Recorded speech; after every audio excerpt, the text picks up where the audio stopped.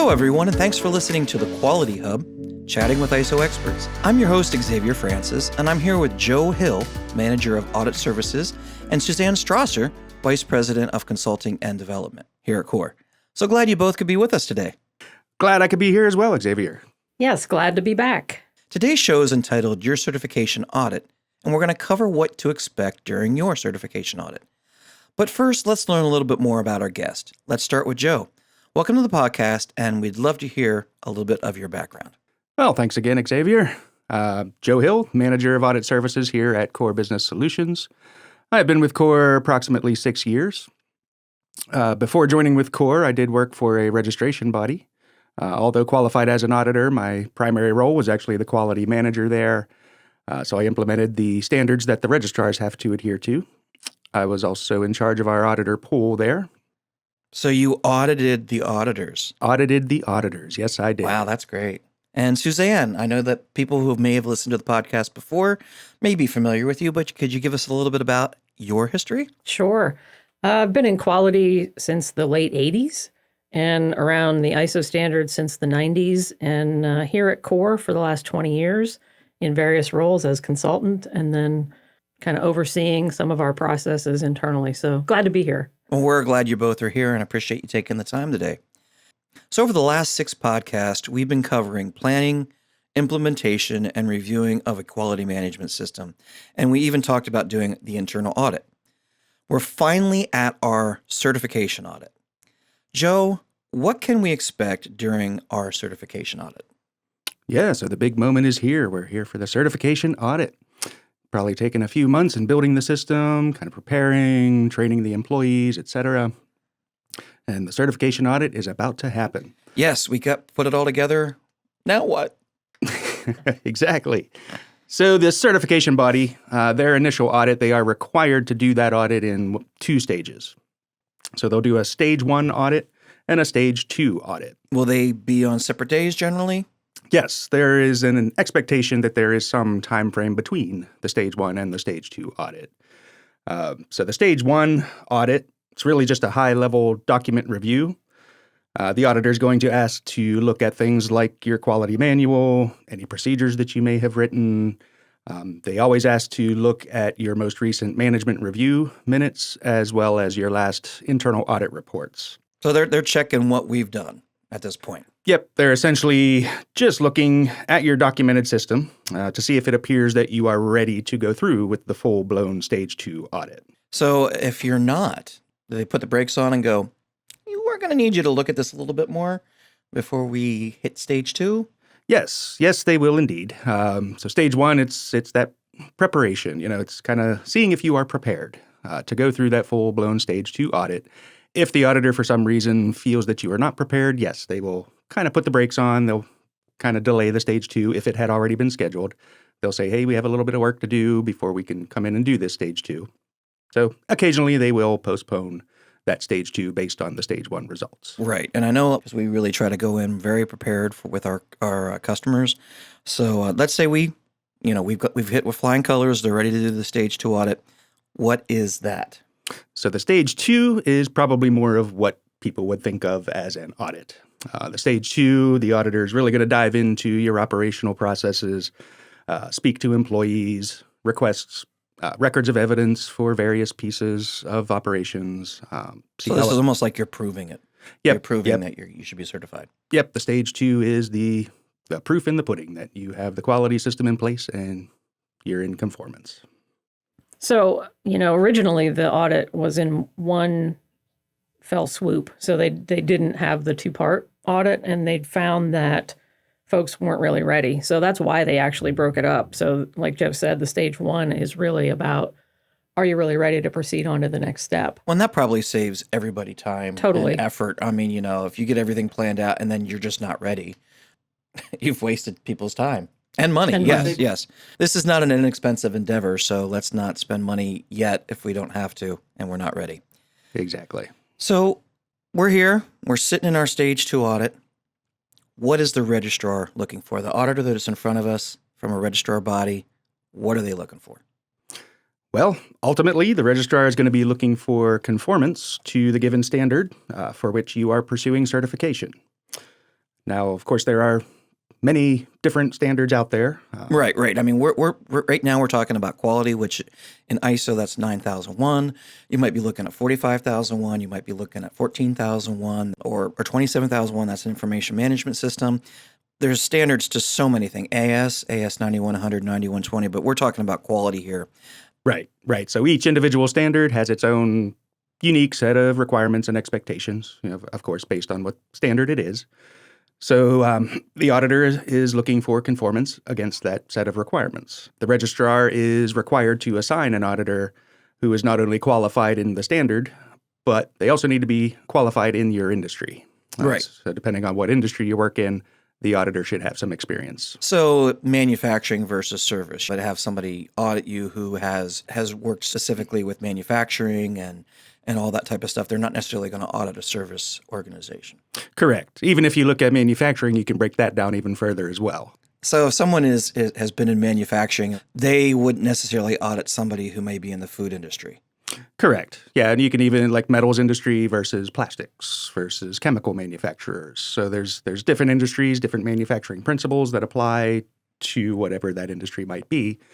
So again, the registrar is going to assign an auditor that has experience in whatever industry that the customer is working in. That makes total sense. So Joe, they're basically expecting us to meet the requirements of the standard we're being audited towards, or we just started the audit. What should we do during the audit? Well, first and foremost, you really just want to be open, honest, and hospitable with the auditor. Really, the auditor's just there to have a conversation, with you. Going to ask questions about your role, what you do at the organization.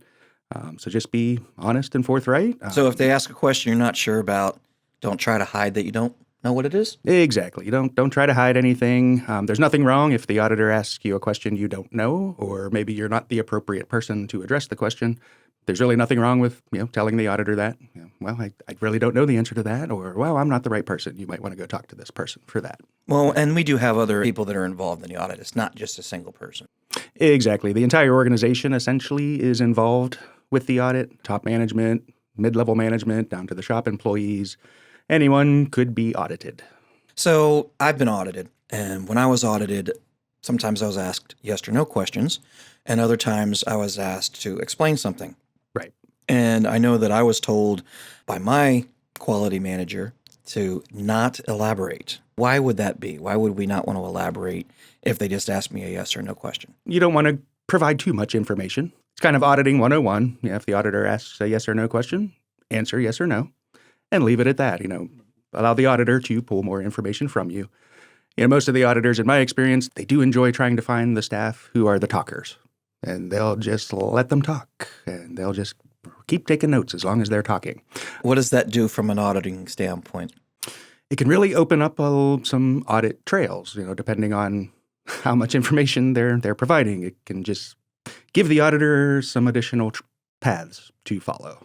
Is that good or bad? It could be either. It's a bit of a double-edged sword. Maybe you're answering the questions the auditor would already ask after the yes or no question, but sometimes you might be answering something that, I didn't think of that. Let me look into that to see what's going on. Exactly. Yeah, I had that happen one time in an audit, my first audit, and our auditor was pretty combative, and it was an area that I was concerned about. And we got through the audit okay, and at the very end, the supervisor of the area said, "Oh, wait, I have this report. Let's take a look at that." And I wanted to, hit the guy, but, we got through it. Yeah. It's really, there's a fine line. Of course, you want to be open and honest, but there is that fine line of providing too much information. You almost want to look at it like a court case in some respects where, answer the question you're asked. You want to be forthright and be honest with what you're answering, but you also don't want to elaborate too much and open a can of worms. Exactly. Couple other things that I think about, and I know we're talking to management reps here or the management of the company. First thing I tell my customers is that an audit is, in my view, a lot about impression management. So if you've cleaned up the organization, if you have coffee for the auditor when they walk in and treat them with respect, be confident about your processes. And a lot of folks are really proud of what they do. So that should come across. So that makes a difference, I think, to the auditor. Oh, yeah. I know it does to me when I audit a facility. But it's one of those things here, we're proud of what we've done. We Yeah. really do think that we've done a great job here, which you should, Right. and say, hey, here, we want to show you. Just think of them as an important guest that's coming in. You want to make a good impression. Right. The other thing is, don't ever let the auditor wander off on their own. They should always be escorted by a member of management, especially if they, are auditing frontline folks, who get really nervous. You want somebody there to help kind of translate and not let them be on their own. So you say you don't want them to be kind of let loose on their own, but everybody should be prepared for the audit. Yeah, whatever processes are in scope in your business, and that can be pretty broad. Anybody could be audited. Right. And you need to know the quality policy, how that individual employee relates to the quality policy. What's my role in this quality policy? Not just can I read it verbatim, but how does that apply to what I do here? Yes. Yep. That and any metrics that are associated with your job. Absolutely. Great. Yep. I was just going to say any relevant objectives that the staff might have an impact on, they should be aware of those objectives as well. Okay.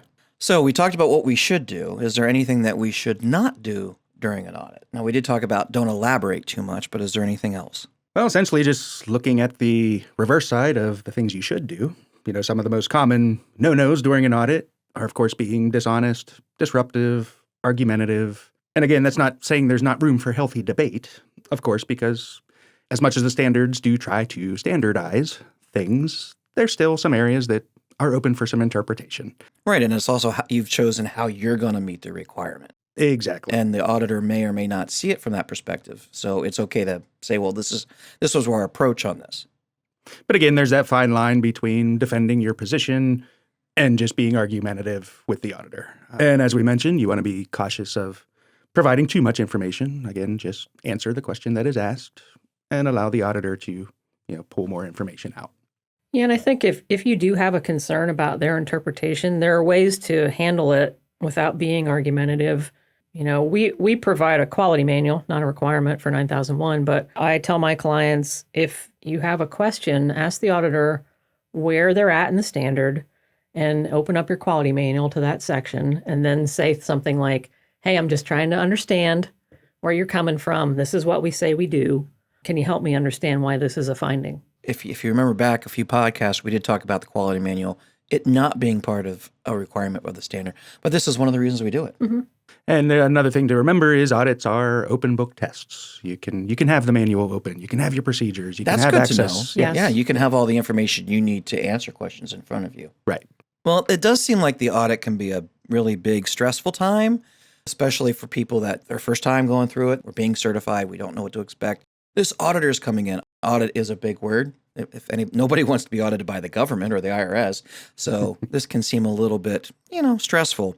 But if we do what you just said, be honest, be forthright, just answer the questions, be polite, don't be argumentative, but it's okay to ask a question and for some clarification on things. We should be fine. Joe, are there any stories or thoughts that you have from your experience that you might want to share when it comes to, a quality management system in general, or during an audit? Something you've seen that people have done or something that sticks out in your mind? I think for the vast majority of the audits and customers I've worked with, they've done well. They've approached it in the right manner. As far as actually talking with people, I did run into one case where I was doing the internal audit for a customer. The staff member that I was interviewing had never been audited, of course. And she literally started to have a panic attack. I asked her what her name was. She was fine. As soon as I asked her what her role was, I could just see she started to visibly tremble, and the breathing was getting heavier. And I was like, okay, this is going off the rails very quickly. Right. So again, it's the approach. You want to try to keep people at ease.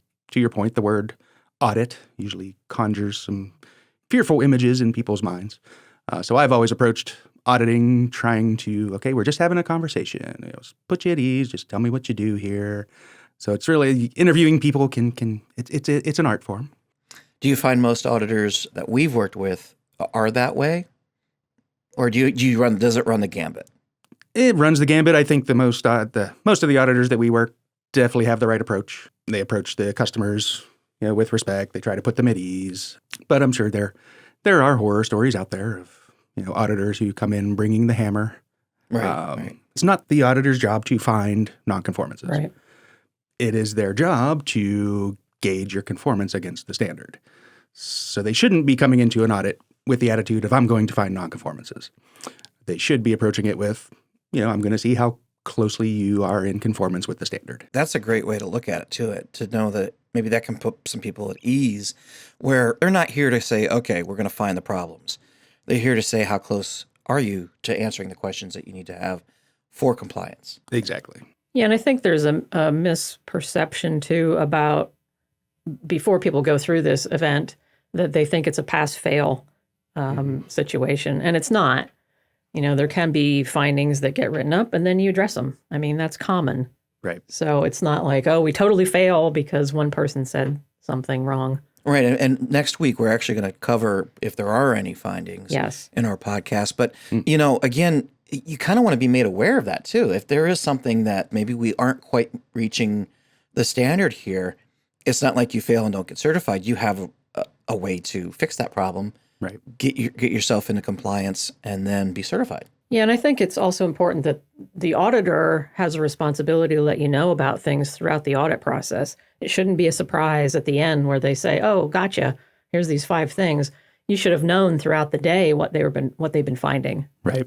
Again, we are looking for that certification. We're looking for that piece of paper to prove we meet compliance to this standard and we're certified in it. But we want our quality management system to work for us as a business. It's not just about the piece of paper. So if you don't have any findings or you don't have something where you could get a little better at, is that really always beneficial? Right. Right. And that's, part of what, we do once we get our customers certified. We're always looking at, okay, how can we help the customers improve their systems now? Continue improvement. Exactly. Yep. It's not a one and done. We got the piece of paper. We're good. We don't have to look at it till next year. Exactly. If that's the approach, you're not going to get as much from this as you could. Right. Well, this has been great today. Does anybody have any final thoughts? One thing that has kind of changed, stemming from, of course, the COVID pandemic, all audits used to be on-site. So audits were just an on-site activity, really wasn't questioned. And then, of course, COVID hit, changed the whole world. And we needed to find a way to continue to do audits effectively without actually physically being there. Mm-hmm. That makes sense. Now, Core, we've kind of been pioneering this. We've been doing remote audits even before COVID. So we were well positioned. COVID hit that we could continue our audit processes without much delay. But the remote audits do add some wrinkles. Of course, your auditor is not physically on site. So they're really relying on technology, Microsoft Teams or Zoom for the web conferences meetings, share screen. So they don't physically have to have it like from a PDF or emailed to them or sent to them anyway. They can actually look at it on a shared screen? Yeah. If they have the files electronically, they can just share screen using the web conference tools, and the auditor can verify evidence that way. Also, part of the expectation would be, if they have the technology available to take a phone camera or something around the shop floor. So there are ways that the auditor can still see the physical presence, out on the shop floor. It's just a little trickier with the remote audits. Yeah, that makes sense. And if they're going to have to interview people, they're going to have that some Right. way, whether you bring them into a central location where there's a camera and they can talk to the auditor, or whether it's on something mobile, a tablet or a phone that you can carry around the Right. Yeah, and remote audits have continued post-pandemic. There are some steps that you have to go through to actually qualify for remote audit. Not every standard has remote auditing, not every registrar. So, talk to your registrar, but it's a great idea if you can do it, because it's a lot less disruption to the business. Usually cost savings as well with travel. And Cost saving. Yeah, it can yep. be cost savings as well. You don't have to Yep. pay for the coffee Yes, and lunch. and lunch. Yeah. Well, this has been really informative. I really appreciate your help in answering some of these questions, maybe putting some of our listeners at ease a bit when it comes to the audit. It's not as stressful as you may think it may need to be. We really appreciate your time today, Joe and Suzanne. I know that you both care about our customers, and we certainly do appreciate your time for being here. Indeed. Well, thank you so much, Xavier. It was great to be here. Thank you, Xavier. And thank you, everybody who's listened to the podcast today. We hope it's been informative and shed a little bit of light on the audit process. be sure to check out our Quality Hub podcast for next week, where we're actually going to talk about if you have any findings and what happens after the audit. Have a great day, everybody.